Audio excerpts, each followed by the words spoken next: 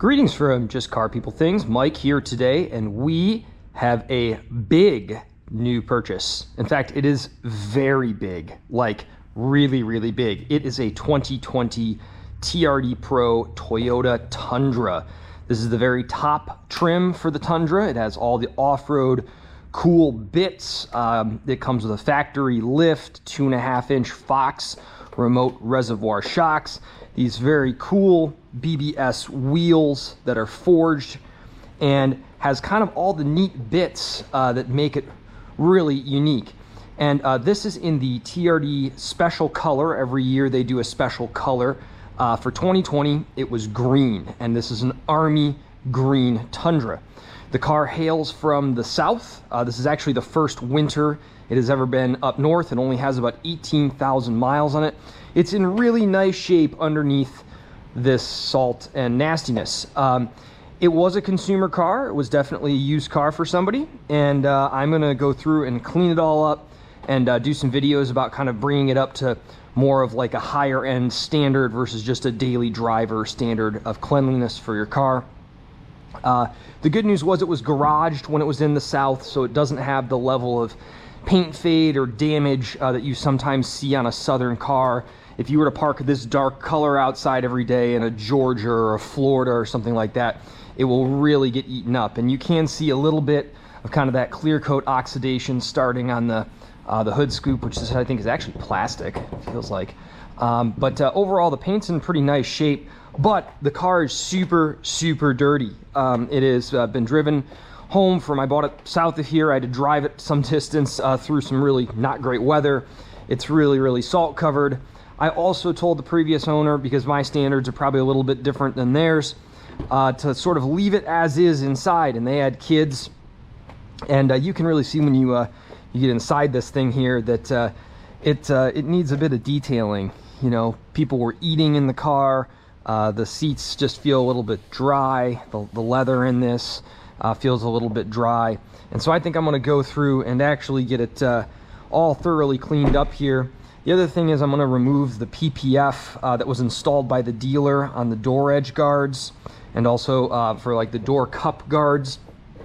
And you can see on that PPF, one, it's starting to fail, probably because it's been, you know, 5-6 years and it was in the south.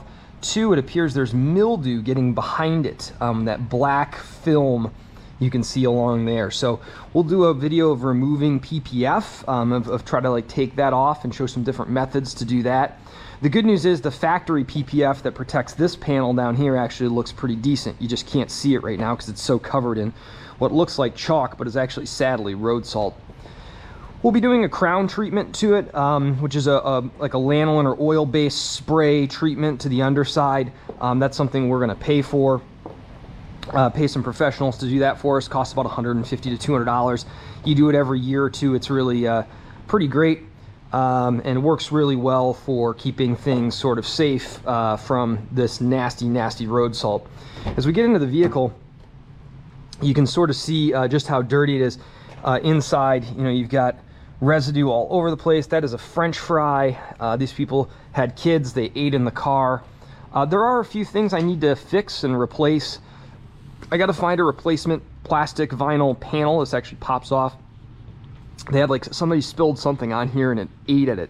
Maybe somebody was doing their nails in the passenger seat and acetone got on there, or gasoline if they had a jerry can in the passenger seat, and that's sort of eaten at that vinyl. So unfortunately this panel is probably not reparable. It's got to be replaced, but it does just pop right out in traditional Toyota fashion with some clips, because it's a kind of a blow-away panel with the airbag.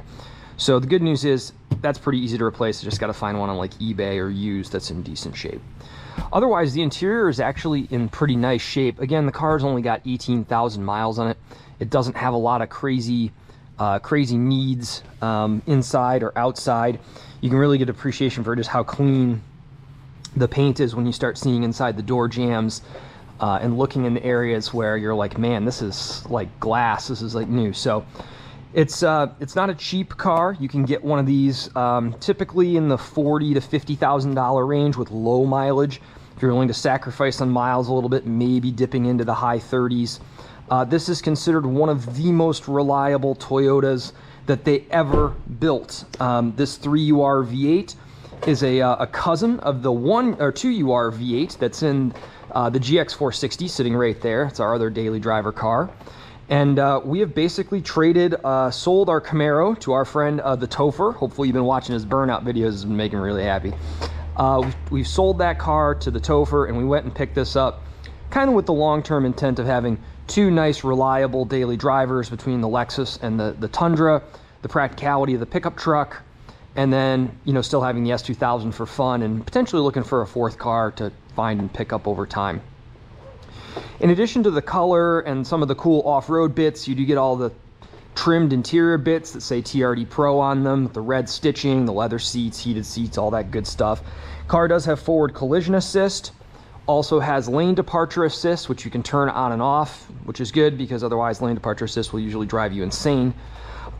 It's a pretty easy truck to drive. It's definitely a lot bigger than the Tundra that I previously owned. So you guys have probably seen the video series or may have seen it of the last Tundra we owned, which was a 2004, and it was green as well, although it was more of that forest, late 90s forest metallic green. So this is an opportunity for us to really get a lot more practicality in our lives, have some strong off-road capability. This is, of course, a four-wheel drive. You know, it's 4x4 with a transfer case switch inside. And we'll do a quick driving review of it once we get it all cleaned up and get sort of rolling on it. I already tried to start peeling some of this PPF off, and it's been a little recalcitrant. And out here in the garage, I have the heat on. It's only probably about 65 degrees here in the garage right now. So I'm going to probably use heat or steam to try to remove that PPF. I'm also looking for a tonneau for it. Toyota Tundra TRD Pros actually came in two different cab sizes, which is kind of interesting. The way the markets move now when you start seeing these vehicles is that now everything is the bigger cabin and the shorter bed. They're going to like 5.5 foot, even 5 foot beds sometimes in vehicles like the Tacoma and the Gladiator. This is a full size. This car is a double cab, which means it has the shorter rear doors and the slightly smaller rear seat. If you jump up to a Crew Max, you pick up almost a foot of cabin space. The space between the rear seats, which this one's folded up, the space here between the back seats in the Crew Maxes is massive. I mean, it is like recliner big. This has the storage boxes underneath and has a slightly smaller rear seat. And it's still pretty substantial. So the upside there, you get a 6.5 foot bed with a really cool loading ramp in it for those of you who are dirt bikers or ATVers or off-roaders. But let me just point out, I have the front seat adjusted to where I would be comfortable sitting in it, just riding around. I'm 6 feet tall. I have a 32-inch inseam. If you were to climb in the back seat here, and I'm going to sit back here at that height, I still have plenty of room. In fact, I've got a couple inches in front of my knees, cup holders back here. Definitely, also, you're not sitting like super upright. There's a decent slant to these seats. It's not like they're reclined, but they're definitely, you know, you can sort of relax and feel comfy even if your knees touch the fabric here. It doesn't feel claustrophobic in here. And frankly, we don't really have a lot of people that ride in the back seats of our vehicle anyways, but definitely wide. You could definitely fit 3 people, 3 grown adults width-wise in here. The only thing I'll say about the middle seat, there's a little bit of a hump, back seat on the hump. It's definitely a little more cramped with the you know, you're gonna lose the function of your cup holders here. But definitely the width back here to be comfortable. You know, if you've got a big dog or you've got you know, kids, this is going to be perfectly serviceable for you back here. You can see that you've also got a really pretty expansive front, you know, seat. It just feels comfy when you're driving it. That's kind of the upside. So sight lines are okay for me being a little taller. The seat height travels good, but just want to be very transparent that the hood on this thing is tall.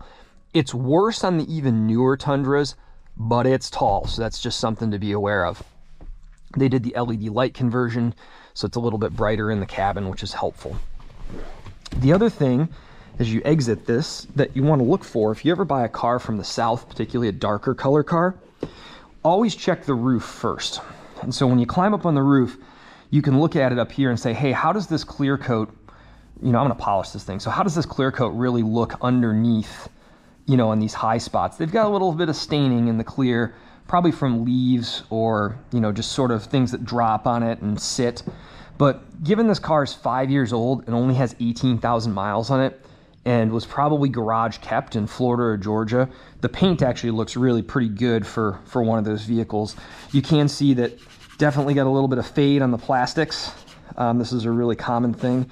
We're gonna hit that with Cerakote trim up here and also on the bed cap here as well before we put a tonneau on, and make sure that that's all really cleaned up and looks just as good as it can get. We've got this load all ramp in back. This was installed by the previous owner. You can definitely see, you know, this is the guy that I bought this from had pine trees. He was parking it outside for a period, and then you find things in the bed of your truck where it's like, is this important? Does this go to something important? Who knows? But that all being said, this is kind of a trick thing. I'll show it in another video, but it extends out and it lets you drive without resting on the tailgate itself, like a large ORV or something similar up there. I did my first upgrade to the vehicle yesterday when I got it. Super straightforward, really easy to do. And I'm not normally a big proponent of rough country parts because I think rough country, particularly for like lift kits, makes kind of some frankly crappy stuff. But they do make this nice little, for about 25 or 30 bucks, and I'll put a link to this in the description, this little dampener. And the dampener, in the way that it functions, it sort of slows the tailgate down and up, and also then gives you a little bit of assist on the way up. So the good news here is it's very easy. It's super easy to install. You can drop this now and it just, instead of going wham, it just, you know, sort of drops a little more slowly. There is some tension on these to help with that, but it's not great. All you do is you unbolt this Torx T40, you put this plate on here, and then down here you remove this bolt. There's two, remove that bolt, put this little stud in, and just clip that on. So that's all there is to that. It's very, very easy, very straightforward. Looks really cool. From behind, full-size spare. This has the optional bed step as well. So this actually pulls and flips down, gives you a chance to jump up in the back of the bed. It's got the mud flaps. This is an aftermarket item, these TRD Pro stick-ons that go in here. I don't know if I'll keep them. I probably will. I think they look okay. But overall, it's just a really cool truck. It's a big vehicle. It's comfy.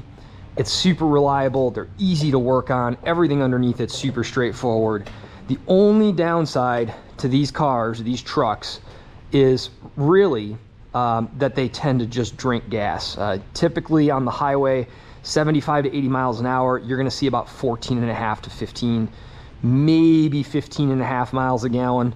And that's just something you need to be aware of going into this. It's like, look, it'll tow a house up a mountain, but it's gonna use gallons of gas to do it.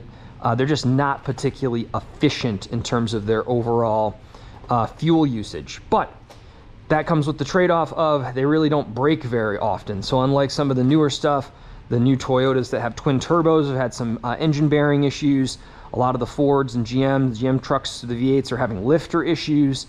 You really can get yourself into trouble with some of those vehicles. So anyway, we're super pumped about it. We're gonna take it outside. We're gonna do an initial wash on it. We're gonna do a tear down wash. And I want to keep this video a little bit short so all these can be a little bit more organized. But if you want to see more about it, feel free to like this and subscribe. And that's how YouTube shows us love at Just Car People Things. And we'll get this thing started to get polished up for you. Cheers, guys. Thanks for tuning in.